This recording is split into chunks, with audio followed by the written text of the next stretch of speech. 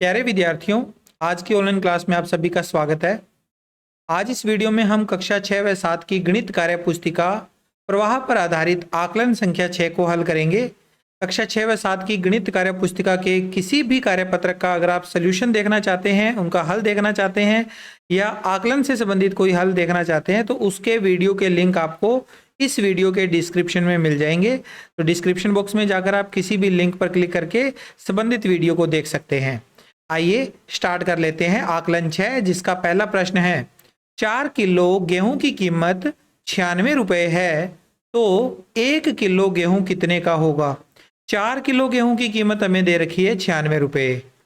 हमें 1 किलो गेहूं की कीमत निकालनी है तो हमें 96 रुपए में 4 का भाग देना है। 96 में 4 का भाग देंगे तो हमें इसका उत्तर मिल जाएगा 24। तो इसका उत्तर आएगा 24 रुपए। 4 किलो की कीमत हमें पता थी, 1 किलो की निकालनी है तो भाग देकर ऐसे निकाल सकते हैं। ओके, अब अगला सवाल है कौन सा विकल्प सही है। 35 भाग 5 बराबर में तो 7 आएगा। 35 में 5 का भाग देने पे 7 आएगा, लेकिन यहाँ पर कथन लिखे हुए हैं, इन कथनों में से कौन सा कथन सही हो रहा है वो बताना है हमने।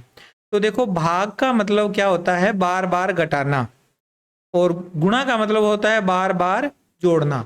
जैसे 35 में भाग दे रहे हैं 5 का, तो 35 में 5 को बार बार घटाते जाओ। ठीक है, कितनी बार घटाया हमने, 7 बार, क्योंकि 7 उत्तर आया है। तो पहला कथन लिखा हुआ है 35 में से 5 को 7 बार घटाना, तो ये कथन सही हो जाएगा। बाकी के कथनों को अगर आप पढ़ोगे तो वो कथन गलत लिखे होंगे। 35 में 5 को 7 बार जोड़ना, तो जोड़ने वाला उत्तर तो हो नहीं सकता। 35 में से 7 को 5 बार घटाना, यहाँ 35 में हम भाग किसका दे रहे हैं, 5 का, तो 35 में से किसको घटा रहे हैं, 5 को घटा रहे हैं, न कि 7 को घटा रहे हैं। तो 35 में से 5 को 7 बार घटाना इस कथन का सही उत्तर होगा। आगे चलते हैं। इसके बाद अगला प्रश्न, प्रश्न संख्या 3, दो संख्याओं का गुणनफल 90 है। यदि एक संख्या 10 है तो दूसरी संख्या ज्ञात कीजिए। दो संख्याएं हैं, उनका गुणा करने पर 90 आ रहा है। एक संख्या उनमें से 10 है, दूसरी संख्या हमें पता नहीं है, लेकिन हमें यह पता है कि उनका गुणा करने पर 90 आएगा। 10 का गुणा किससे किया जाए कि 90 आ जाए। 4 ऑप्शन में से देखने पे आपको पता लग जाएगा। 10 का गुणा 9 से करने पर 90 आता है, तो हम यहाँ पर 9 पर क्लिक कर देंगे, 9 वाले ऑप्शन को टिक कर देंगे। ठीक है, हम इसको ऐसे भी कर सकते थे कि दो संख्याओं का गुणा 90 है, तो एक संख्या अगर 10 दे रखी है तो 10 का भाग दे दो, दूसरी संख्या आ जाएगी। 90 में 10 का भाग देने पर 9 आ जाता है। फिर आगे है प्रश्न नंबर 4, भागफल के रूप में 32 प्राप्त करने के लिए 480 को किस संख्या से विभाजित किया जाना चाहिए। 480 को किस संख्या से विभाजित करें कि हमारा भागफल 32 आ जाए। तो आपको दो तरीके हैं आपके पास, आप इन 4 ऑप्शन में से अलग अलग भाग करके देख लो, या फिर आप क्या करो, 480 में भाग दे दो 32 का। 32 का भाग दे दोगे तो उत्तर जो आएगा ना वो आ जाएगा हमारा 15। 32 भागफल प्राप्त करना है तो भागफल और भाजक दोनों का गुणा जो है वो 480 होगा। तो इनमें एक संख्या अगर हमें पता है तो दूसरी संख्या प्राप्त करने के लिए भाज्य में भागफल का भाग दे देंगे तो भाजक आ जाएगा। तो इसका उत्तर आ जाएगा 15। ठीक है, आगे इसके बाद अगला सवाल, सवाल नंबर 5, अंशु रक्षाबंधन के त्योहार पर अपने सभी भाइयों के लिए मिठाई के डिब्बे लेने गई। हलवाई के पास 60 लड्डुओं की एक थाली तैयार थी। अंशु ने कहा कि उसे 5 डिब्बे में बराबर बराबर पैक कर दो। हलवाई ने हर डिब्बे में डैश लड्डू पैक कर दिए। एक लड्डू के डिब्बे की कीमत 75 रुपए थी। अंशु ने हलवाई को 5 डिब्बों के डैश रुपए दिए। अंशु ने मिठाई लेने के बाद दुकान से राखी के 9 पैकेट खरीदे। हर पैकेट में 5 राखियां हैं। अंशु ने कुल डैश राखियां खरीदी। हर पैकेट की कीमत 40 रुपए है, तो एक राखी की कीमत डैश रुपए होगी। काफी सारे सवाल इसमें पूछे गए हैं, एक एक करके हम दोबारा से पढ़ते हैं और साथ में इनके आंसर भी दे देते हैं। देखो, पहले स्टार्टिंग में लिखा है कि 60 लड्डुओं की एक थाली तैयार थी हलवाई के पास, और अंशु ने ये कह दिया कि 5 डिब्बे में बराबर बराबर पैक कर दो। ये जो 60 लड्डू है ना, इनको 5 डिब्बों में बराबर बराबर पैक कर दो। तो 60 लड्डुओं के 5 बराबर बराबर भाग करने हैं, यानी 5 से भाग दे दो। 60 में 5 का भाग देने पे आ जाता है 12, यानी प्रत्येक डिब्बे में 12 लड्डू पैक कर देने होंगे। एक लड्डू के डिब्बे की कीमत 75 रुपए थी, 75 रुपए थी। अंशु ने हलवाई को 5 डिब्बों के, अब एक डिब्बे के 75 रुपए है तो 5 डिब्बों की कीमत निकालनी है तो गुणा करने पड़ेंगे। 75 का 5 से गुणा करेंगे तो 375 रुपए आ जाएगा। 375 रुपए दिए। अंशु ने मिठाई लेने के बाद दुकान से राखी के 9 पैकेट खरीदे। हर पैकेट में 5 राखियां हैं। अंशु ने कुल राखियां खरीदी तो 9 पैकेट हैं, हर एक पैकेट के अंदर 5 राखियां हैं, तो 9 5 45 राखियां हो जाएगी, यानी इसमें गुणा करके 45 राखियां आ गई। हर पैकेट की कीमत 40 रुपए है, तो एक राखी की कीमत बतानी है। अब देखो यहाँ पर एक डिब्बे में 5 राखियां हैं, तो उन 5 राखियों की कीमत जो है वो 40 रुपए है। एक पैकेट में 5 राखियां हैं, पांचों की कुल कीमत कितनी है? 40 रुपए है। तो एक की कीमत कितनी आ जाएगी? 40 में 5 का भाग दे देंगे तो 8 रुपए आ जाएगी। एक राखी की कीमत 8 रुपए। चलिए अगला प्रश्न करते हैं। प्रश्न नंबर 6। एक डिब्बे में कुल 100 कॉपियां हैं। इन कॉपियों को 20 विद्यार्थियों में बराबर बराबर बांटना है। बताइए प्रत्येक विद्यार्थी को कितनी कॉपियां मिलेगी? 100 कॉपियों को 20 विद्यार्थियों में बांटना है, यानी भाग करना होगा हमें 100 में 20 का। तो सबसे पहले 20 एक 2 अंकों की संख्या है, तो हम यहाँ से 2 अंक ले सकते हैं। 10 में हम भाग देंगे 20 का, तो 10 छोटा है, 0 बार जाएगा, 0 बार भाग जाएगा तो ये आ जाएगा 10 माइनस करने पर, और ऊपर से एक 0 नीचे उतार लेंगे।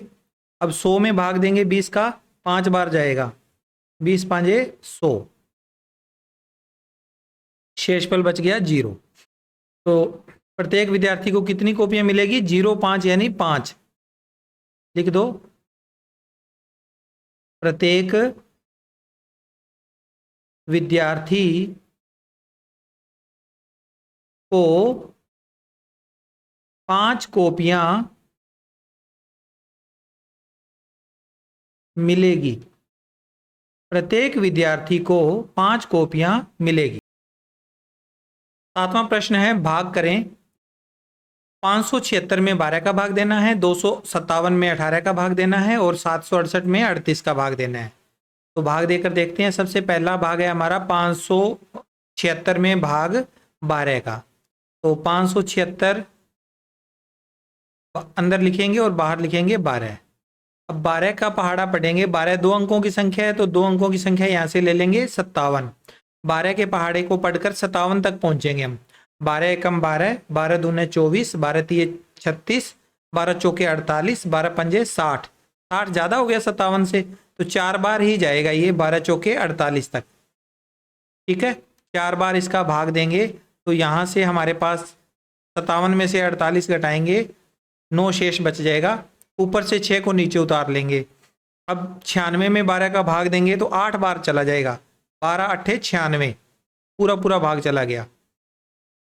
ठीक है, तो 0 शेष बच गया।